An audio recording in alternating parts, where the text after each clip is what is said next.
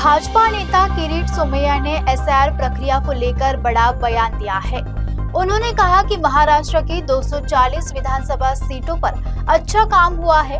वहीं नागपुर, मुंबई और पुणे समेत 47 शहरी सीटों पर सुधार की जरूरत है। सितंबर में दोबारा पंजीकरण का मौका मिलेगा, ऐसा भी उन्होंने कहा है। महाराष्ट्रात निवडणूक आयोगाने जे सिस्टमॅटिक काम केलं त्यामुळे पहिल्या राउंड मध्ये 288 पैकी 240 विधानसभा क्षेत्रात बऱ्यापैकी चांगलं काम झालं। 288 पैकी 200 विधानसभा क्षेत्रात फक्त 10-12% डिलिशन आलं। स्वाभाविक आहे, 5-7% मृत्यू होते आणि 5-7% स्थलांतर होत आहे। त्याबद्दल मी निवडणूक आयोगाचं कौतुक करतो।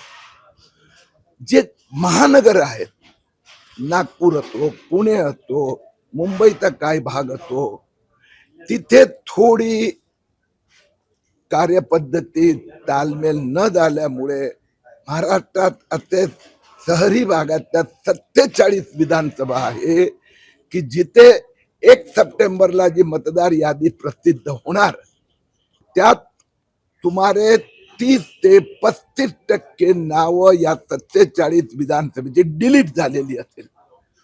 उदाहरण नागपूर शहर लोकसभा, आम्हालाही थोडी चिंता वाटते। 25 लाख मतदारांपैकी 9.5 लाख मतदारांची नावं या मतदार यादीत नसेल। म्हणून मी मतदारांना पण एक अपील करू इच्छितोय की महानगराचा मतदारांनी 1 सप्टेंबर ते 1 ऑक्टोबर पर्यंत पुन्हा त्यांना संधी दिली जाणार, त्यावेळी त्यांनी आपला फॉर्म भरावा।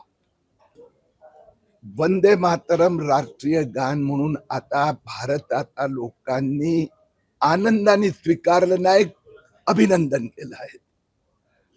सुरुवातीच्या काळात जे काँग्रेसची अनेक वर्ष मानसिकता मुस्लिम अनुनय, यामुळे या काँग्रेसने पहिले वंदे मातरमचे 2 तुकडे केले, देशाचे 2 तुकडे केले, वंदे मातरमचे 2 तुकडे केले।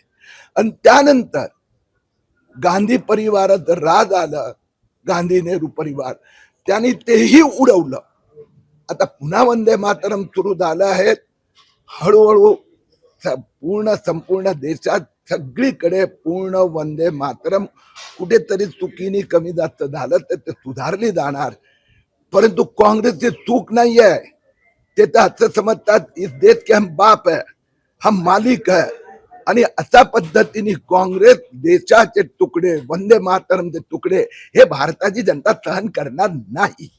तर मी सांगितलं ना, काँग्रेसने तर ठरावाने 2 तुकडे केले, जे अर्ध वंदे मातरम पण उडवलं होतं ना। आता अर्ध तर सुरू केली, पहिले तर ते अपमानच करत होते।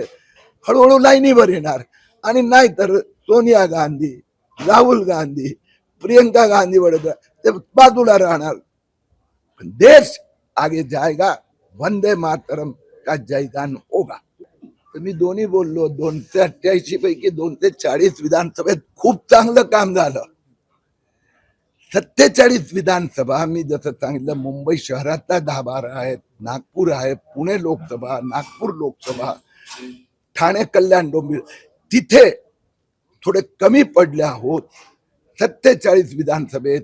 त्यासाठी इथे वर्कशॉप पण आहे। आज या 47 विधानसभेत भाजप विशेष लक्ष देणार आणि सप्टेंबर महिन्यात पुन्हा नोंदणी सुरू होणार, इथली त्रुटी दूर करणार।